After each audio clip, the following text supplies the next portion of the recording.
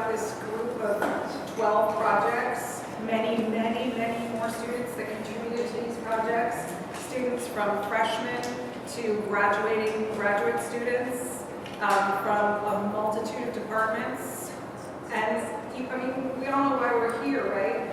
Because of 150 years of climate change, right? I like to think about it that way now, rather than thinking about, like, since 2006, which is what a lot of us think, 2006 was when Inconvenient Truth came out and suddenly everybody started noticing, right? But we started raising the climate, when you think of the hockey stick graph, right? When we invented the steam engine, right? So it's a long time, and it is a train that's left the station, and it's serious business. And so this group of students is using the toolkit of sustainability artists and designers. That toolkit focuses around 2 or 3 really key things. It focuses around impact. These students think really seriously about who's looking at their projects, where are they looking at them, what are they getting out of the project. Maybe it's emotionally, psychologically, in terms of a call to action, in terms of a transformation of understanding, of knowledge, of passion, of learning, whatever it is, right? So there's impact, there's a real responsibility around that. Every student here feels a real sense of urgency and responsibility that they are thinking about what you guys are going to get out of this project. That's why it's so important that you're all here. And what else is in the toolkit? A lot of research. A lot of research, right? The students talk to people, they do self-analyses, they analyze other people's behavior, they look endlessly at statistics and images, and they try to find out science and anthropology and culture and all kinds of questions. It's a real interdisciplinary, that's the third thing in the toolkit, is having a very interdisciplinary frame of mind. So every one of these students or student groups or collectives that you're going to see today are super passionate and engaged and visionaries for our future. So let us give them a hand first.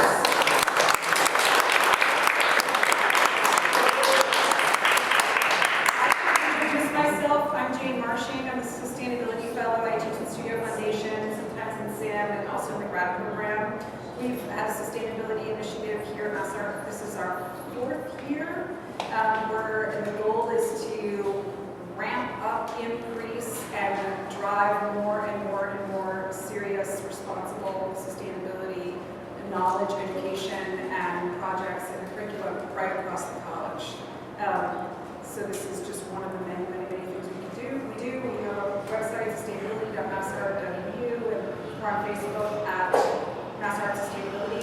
Also, at the back of the room, I put in teeny tiny type on the smallest piece of paper I could possibly do it on, some project URLs and contacts. So those of you who may be interested, you want to follow up with anybody, you can grab one of those at the back of the room. Hopefully Maria has one in her hands and wave around right now. Thank you. So, first we have Super Steph.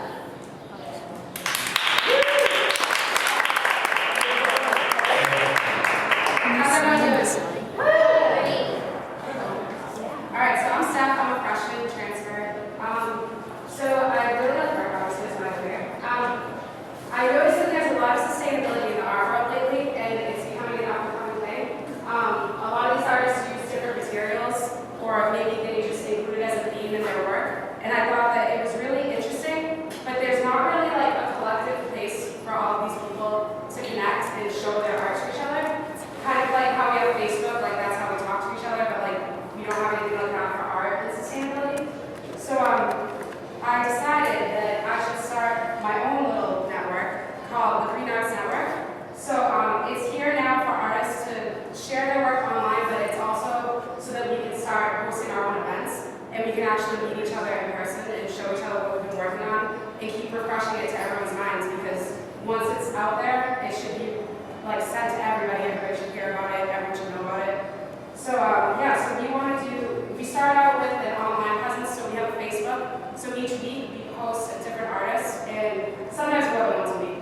And we post a specific piece that we think is interesting, and then we link to their portfolio so that you can get more info on artists. And it's good because that way other artists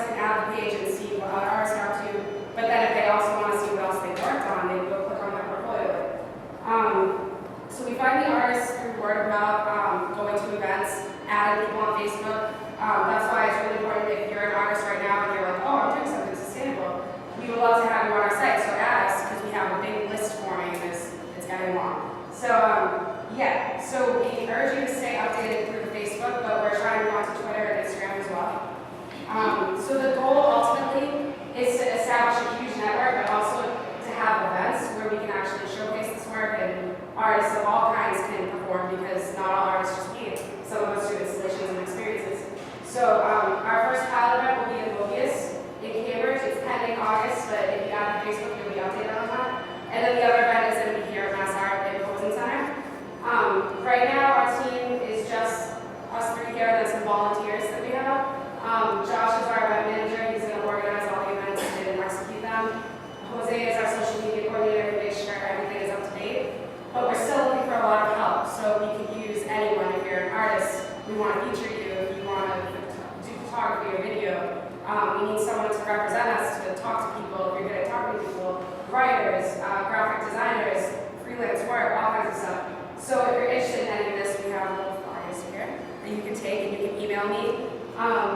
Yeah, so that's pretty much it. And I just urge you guys to really add us on Facebook, because that way you'll see everything in your newsfeed. You'll be up to date with us. And yeah, that's about it. Thank you for your time.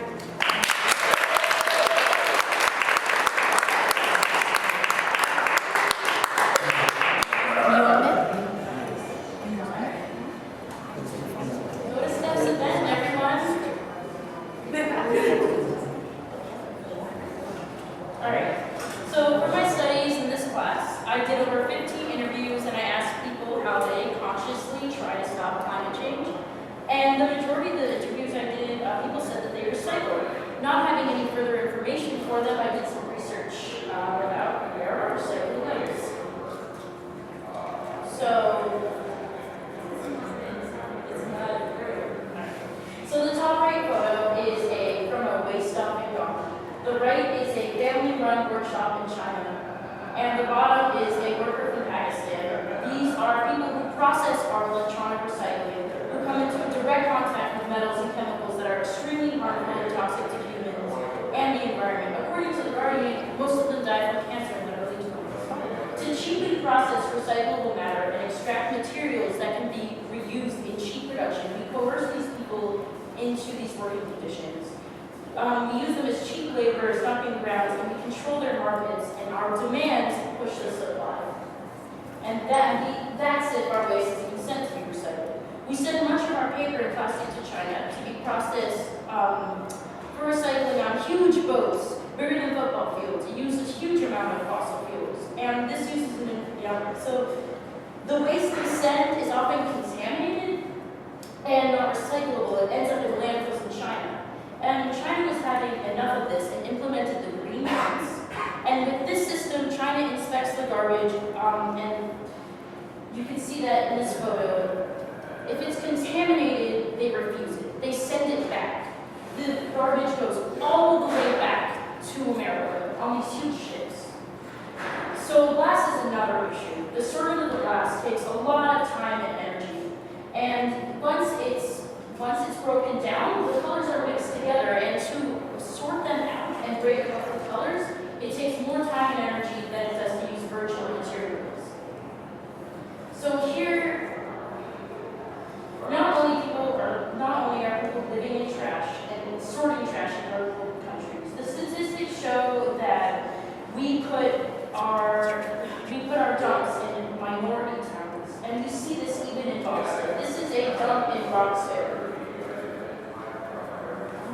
We're exploiting people to recycle and waste. We're exploiting people to produce the things we want. All our investments exist for the purpose of financing cheap labor and forced unequal exchanges. We can talk about recycling all we want, but the system needs to change. So for our waste, we need to take responsibility for our waste and the production of the things we consume, and stop using exploitative labor. We need to educate ourselves.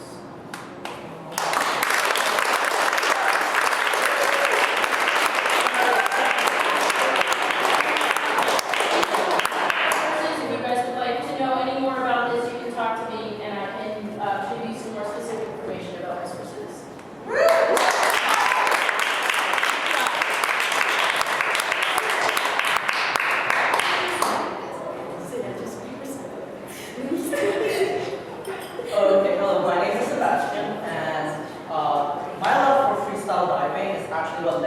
taking Jane's class.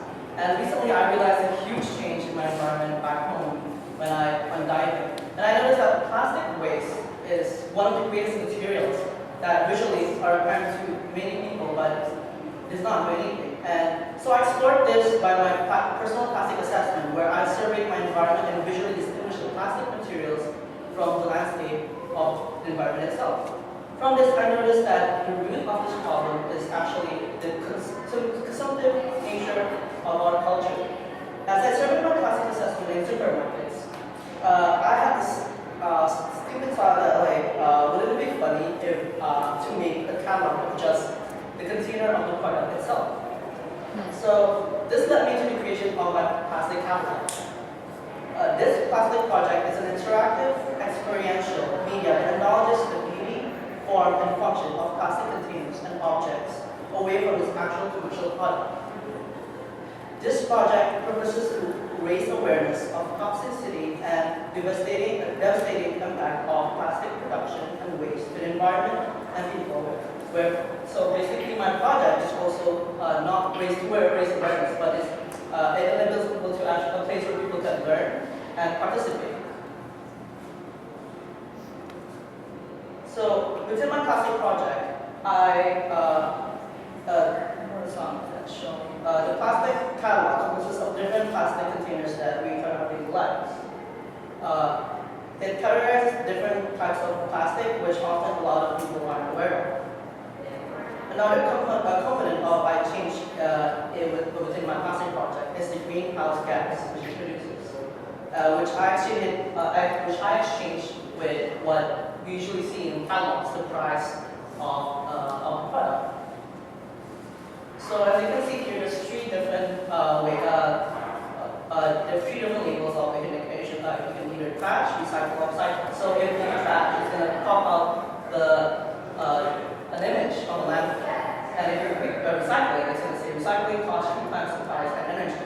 And when you click the image of the website, it's going to lead you to the learning page of what happens when you recycle it. And the third option you click is upcycling. So if you click upcycling, it asks you how would you upcycle the product you choose by submitting. So you submit a form online. So this page is the participatory aspect of my project, which I found to be the next step after being aware of recycling, the impact of recycling and putting it away. This page shares the different ways you can upcycle plastic containers and learn how to do it. So it allows people to engage from artists to designers, or even stay-at-home dad who plays with your children playing with arts and crafts. Basically, it's not a Pinterest, but it's a place where people can actually share and learn. And the next page is actually the learning page, where it includes the life cycle of plastic, the different forms of plastic, the impact of plastic to the environment, and the different impact of the things that you do after you dispose plastic or recycle or even upcycle plastic. So the next stage for me to do is to find a team and collaborate and to get this website out there with photographers, designers, and second is to reaching out to local recycling and trash sorting companies, which, for example, I did one with my colleague to save that stuff.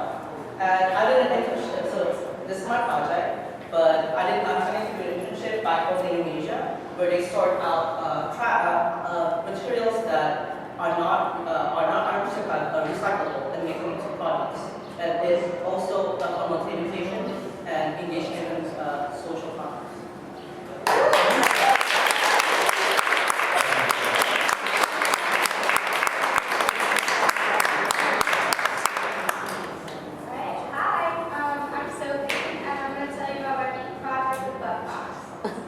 So, cigarette butts are the #1 littered product worldwide.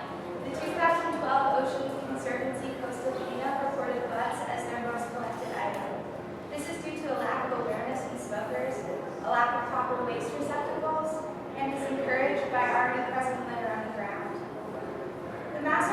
Road is a victim of all of these factors. Smoking is not allowed within 25 feet of the building, so the courtyard is a smoking-free zone. But this rule is not enforced, which means the school cannot provide proper waste receptacles. As you can see, the butts build up. Why is this a problem? Cigarette butts have serious negative impacts on the ecosystems they contaminate. They travel through storm drains to streams, rivers, and eventually the ocean. They release toxins into the soil and our water sources. Animals mistake them for food, which is dangerous because they are plastic, toxic, and contain heavy metals. As a plastic particulate, butts take centuries to break down in natural environments. So I wanted to intervene upon this behavior at MassArt and came up with the butt box. Here are my initial sketches. It's a portable cigarette receptacle made of found upcycled materials specifically for the MassArt student. I made a prototype and did some trials to get some feedback and to see how well it worked. I had 8 volunteers commit to using the butt box for 1 week. Almost everyone loved the idea and found it made them more aware of their actions. Some people found it smelled, and many often forgot to use it. I found myself wondering how the butt box could make a bigger impact. What is the ideal way to dispose of butts? Could we keep them out of oceans and landfills? That's where I found TerraCycle, a company that recycles plastic filters into pallets and ashtrays.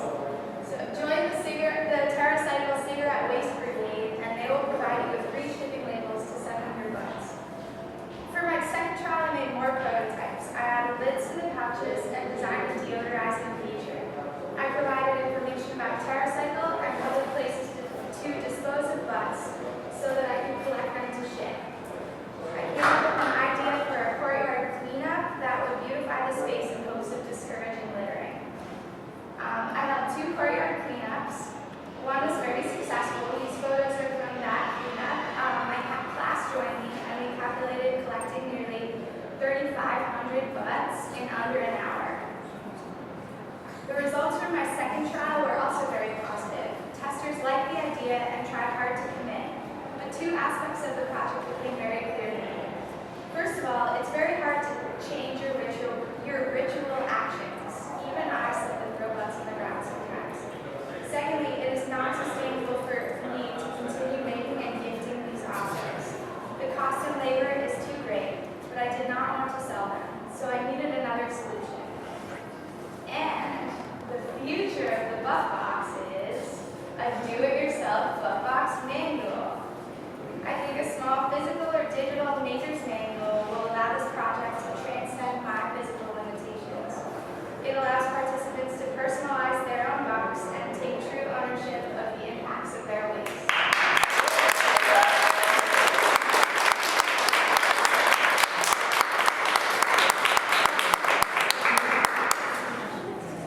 Hi everyone, I'm Pecha.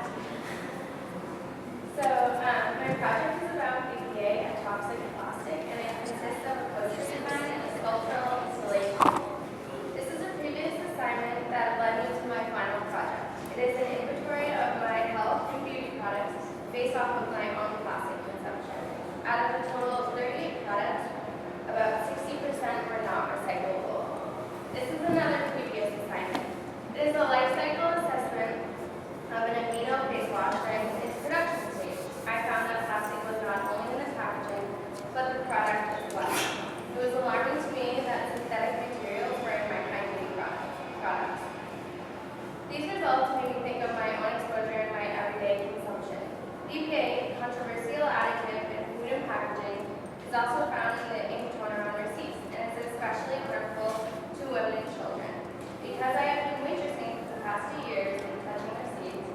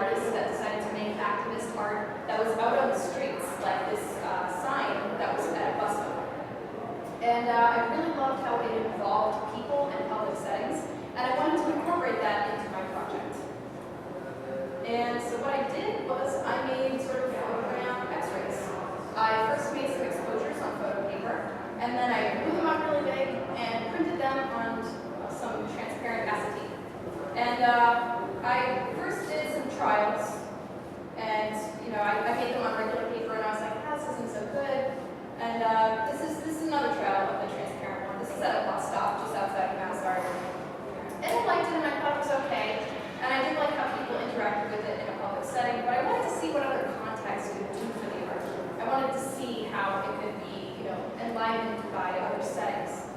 So I decided to take it into the mall with me, and this is a picture of my photogram on top of an ad.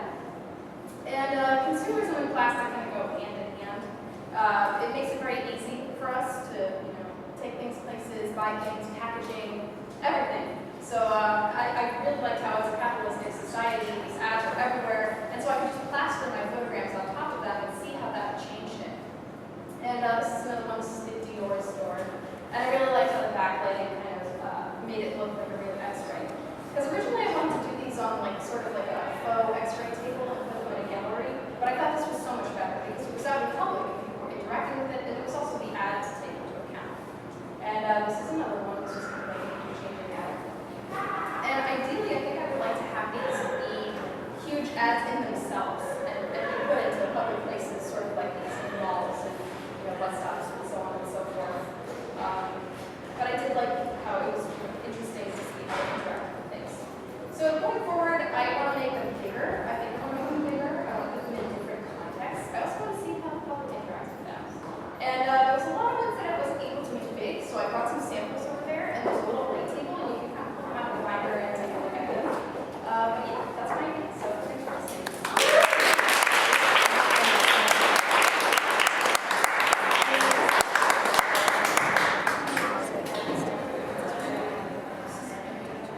Product misplacement. The way our products affect us. Because of advertising, product placement, and brand attachment, we are being bred to bond with these things we use every day. Products we are now learning aren't friendly for our health and the environment. The marriage to these consumer traditions needs to be discussed and adapted towards a more sustainable practice. How does this happen? And what does this look like? I attempt to create a dialogue purpose to disjoin us from this attachment. The biggest hurdle or question with addressing behavioral change is how to share the information. How will it be received? I believe people respond to an inclusive educational atmosphere, a DIY ideology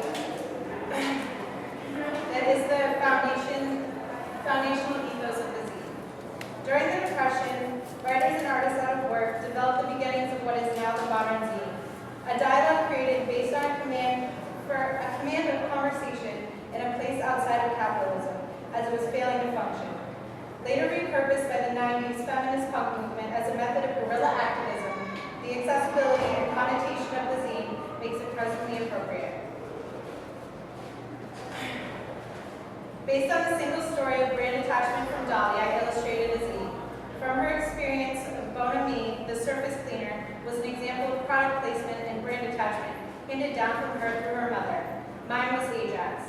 I know now that Bon Ami is more environmentally friendly and sustainably sufficient. This is the sharing and educational experience I am trying to create. Additionally, making the story into a zine we share, I give the participant an artifact to part with, making the interaction hopefully more memorable. Through the simple diagram shown, one can design their own cover and fold their own zine. Amidst our conversation, one can produce and individualize the exchange alongside me as I learn with those and I supply the instance to. Materials in my first trial were repurposed boxes and containers for the covers and gathered pieces of paper that only had been printed on one side. Beginning with the family that I received my traditions from, I simulated what I called a Sunday dinner experience. Stories were exchanged, scenes were created, and a jovial and lighthearted conversation took place, as well as the shared education and growth that I was looking for. These are my parents, my aunt, my brother, and my sister took the photographs. They told me their stories, recalling what their mothers had used, which was often the products that they were currently using and cleaning.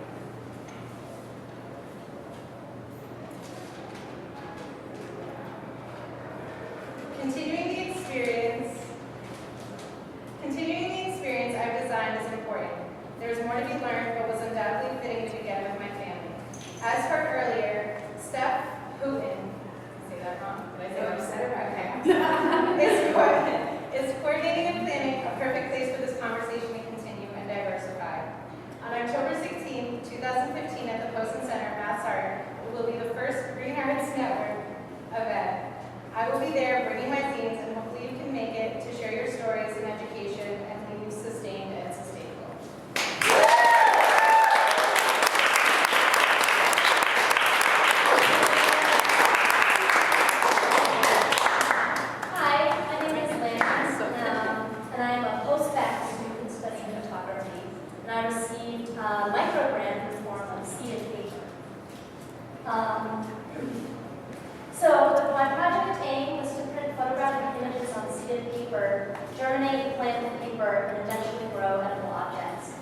project was more of a conceptual way to think about sustainability. I've always been interested in the photograph image as an object, and by printing, planting, and germinating the seeds, my hope was to turn the photograph into an edible object. Some of the questions I started by asking: how does the project highlight the material nature of the ink? Will the Epson ink have an effect on the germination process? What are the larger environmental impacts of the Epson ink? Will the plants be edible? And how will the ink affect the germination process? I began by printing my photographs on the seeded paper. This proved to be very difficult because the seeded paper soaks up a lot of the ink. I found that black and white images transferred the image better to the seeded paper. I then began cutting up the images and planting them. As it was winter time, I was able to purchase grow lights with help of the grant. So I was able to start the seeds in March. I decided to cut the photographs up and put them into the individual pods to make it easier for transplanting. I made it so that there were at least 4 to 8 seeds contained in each planter. I started to grow the lights, and the seeds that I grew were thyme, lettuce, carrot, and just to give you an idea of the typical germination rates, carrot germinates typically within 12 to 14 days, lettuce 7 to 10 days, and thyme 14 to 28 days. Pretty soon off, I found that the inks did have a pretty big effect on the germination rate. This is carrots after 2.5 weeks, and then this is the carrot seeds, that same one, after 2.5 months. These are my current results. Of the thyme, only 24 of the 80 seeds germinated. Of the lettuce, only 1 of the 40 seeds germinated. And of the carrot, 4 out of 50 of the seeds germinated. While I was working on this process, I also wanted to actually be able to eat the photographs, so I decided to experiment with non-toxic natural inks. I started by making a couple of inks at home. This one's paprika, another one of beet, and another one of hibiscus. As I was doing this, I actually found that Epson actually makes edible ink. You can use it on a separate printer. So for Jane's class, I came in and I gave a little presentation and a planting demonstration. The students were able to use the natural inks that I made and paint and draw on the seeded paper. They were then able to cut up the paper and plant it and take the seeds home.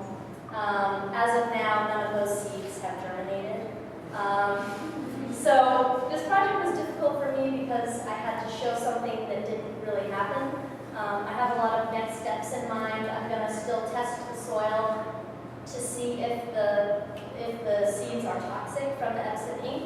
And I also didn't do, which I should have done, a test sampling to see how this paper actually germinates seeds without any sort of ink on it.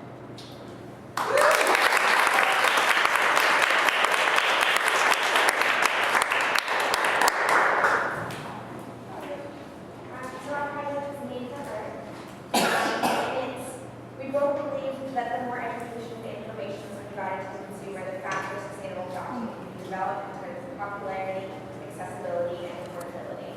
So by creating the e-bag, we first created 3 collecting bin by using scrap wood and fabrics from extras for creative reuse. So there were different locations around campus, pairing with posters explaining our project, and we collect over 150 garments that students and faculty no longer wanted. And throughout our project, we were very active on social media and set up a website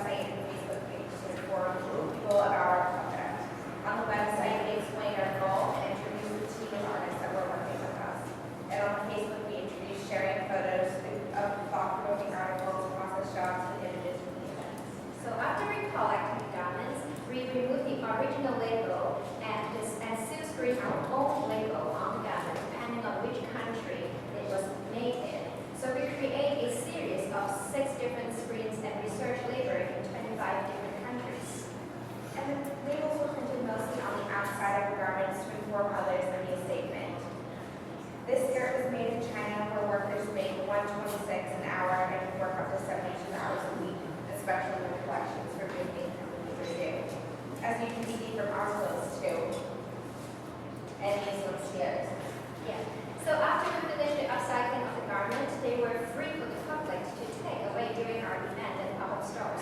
So this one is the College of Family Earth Day celebration, which is an outdoor event, and we set up clotheslines and bins between trees in the citizens' courtyard. So our collection bin was placed in between this installation. We explained to them the aim of our project and the clothes were free to take.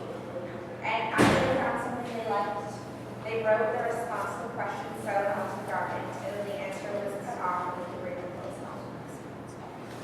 So this, after the event, we actually had a second pop-up store, and we collaborated with 5 fashion design seniors for the second event.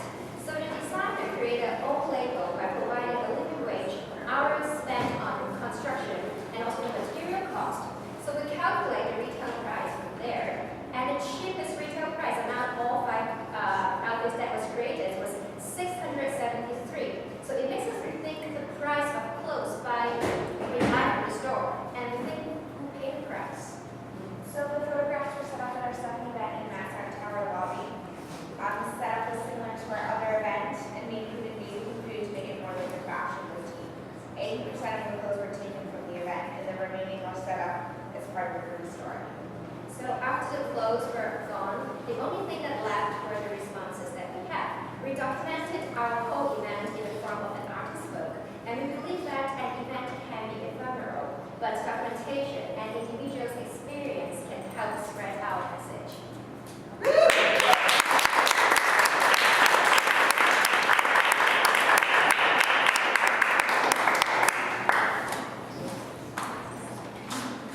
Hi, I'm Melissa Tilly, and I also worked on a microgram project this semester called the evolution of a jacket dress outside of containers. So, for this project, my inspiration was this artist, Alex Martin, who she made this brown dress, and she wore it for 365 days a year straight. And so this got me thinking, what if you could wear the same clothes all the time, but you could keep changing them, you redesign them, and use the fabric again and again, so that you can't keep getting the different design. So what I did was I went to a consignment store and I selected these 3 garments, and specifically picked these 2 because they are a lot of fabric and they're the type of things somebody would wear once and then never wear again. And this was a silk gown that was dyed with tea that I was able to rework. So part of this project was to investigate slow fashion techniques and the value that they can bring to these garments. So I used a reverse applique, which is where you stitch and you use multiple layers of fabric, and then you can cut away and get some interesting layering effects. And another technique I used was heat transfer dyeing, which is a technique used by Rebecca Early, which is a great way to upcycle polyester. So you can take a polyester garment and you use paint, use dye on paper, and then transfer them onto polyester, and you can get photos like images by using objects, or you complete and then kind of get an interesting texture. So I also did natural dyeing, which uses plants and insects to get dyes. So you use madder, indigo, cochineal,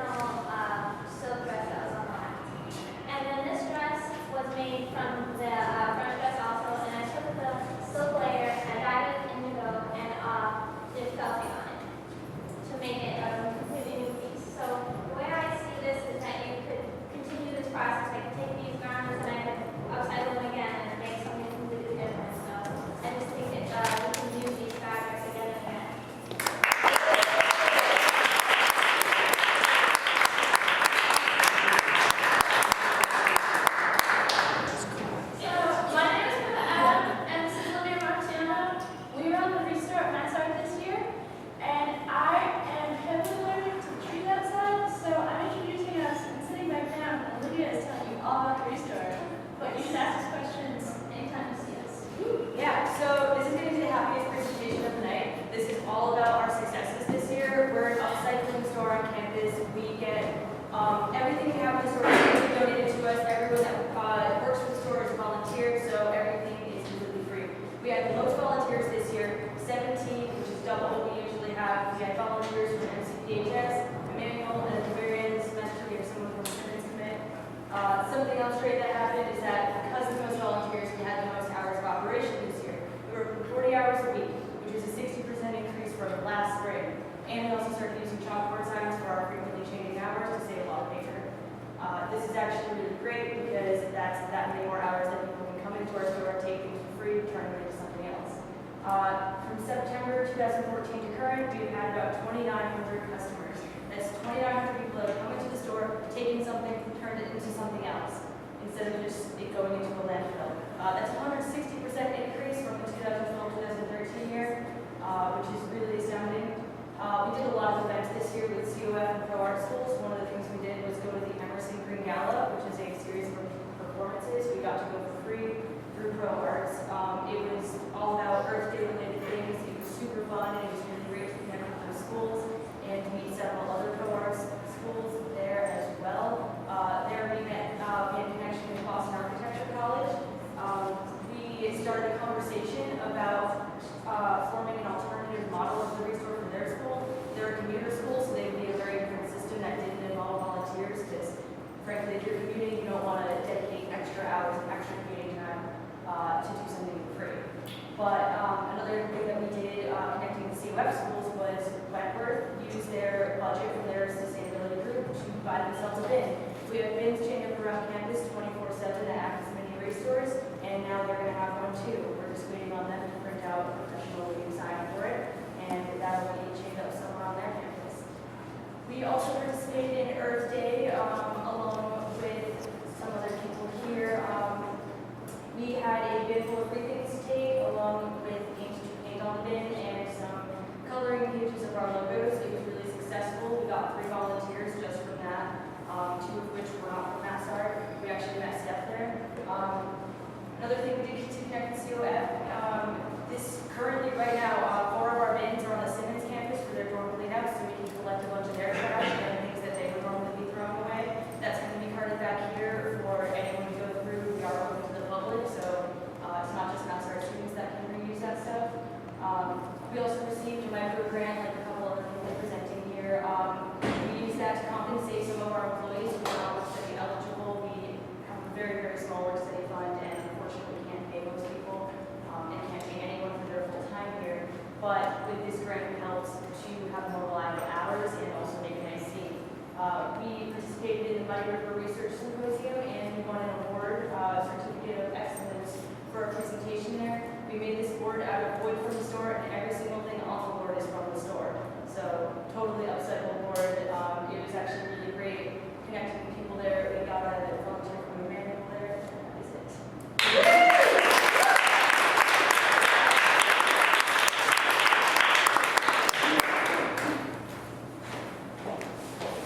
Hi, my name is Maria Soto, I'm Grant Moore.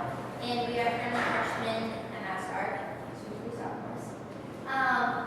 We actually are in Jane Marsching's time class called Each Now, which is the reason why we were so inspired to start a little project we'll talk about. So boxwater.com is a company, and we have noticed that it's become more of a fashion statement rather than just water. And after learning about all BPA and how bad plastic is in the environment, we decided that water should be boxed. Yeah, so we basically want to eliminate plastic water bottles on Mass Arts campus and replace them with these box waters. We don't feel that they're the best alternative to plastic water bottles. We want some more like durable, sustainable containers for our environment. It's a good solution. And so box water has many cool things about it. So it's based on the environment, you give it back. So one of the #1 reasons that we like box water is it's part of our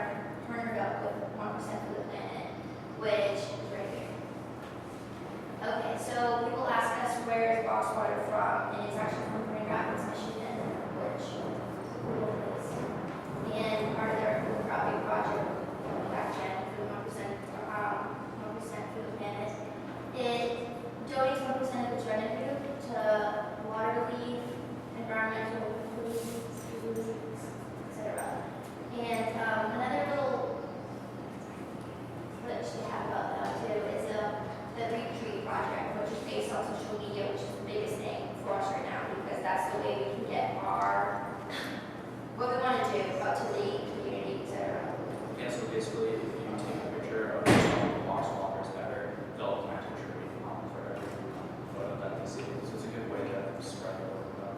And you can find box water in 6,000 stores in the U.S. and they have expanding locations in Canada and Mexico. And I hope to see them all around the world. And so let's get to our main point, getting MassArt involved, which is why this is why we do this project.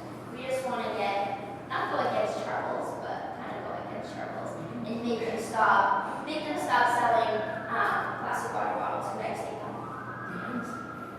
It's our mission. We just want to educate the people because, as we noticed, documenting our ongoing journey, many few people actually know what box water is, and many few people surprisingly actually know the harmful effects of BPA and plastic water bottles. So that was very interesting for us. Yeah, so essentially we're just trying to get the MassArt community behind this and we're going to present to Charles that everybody at MassArt wants these box waters on campus. And hopefully we can do that.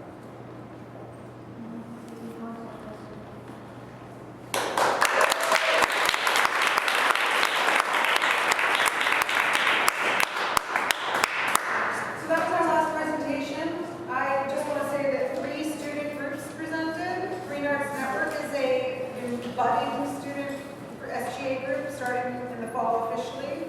MassArt Action for the Planet, which is Maria and Grant and other projects in their sparkly brains, will be also a new group next year. And of course, Restore is a student group, and Corinne is taking over the Garden Collective, which is another student group. She's going to be doing a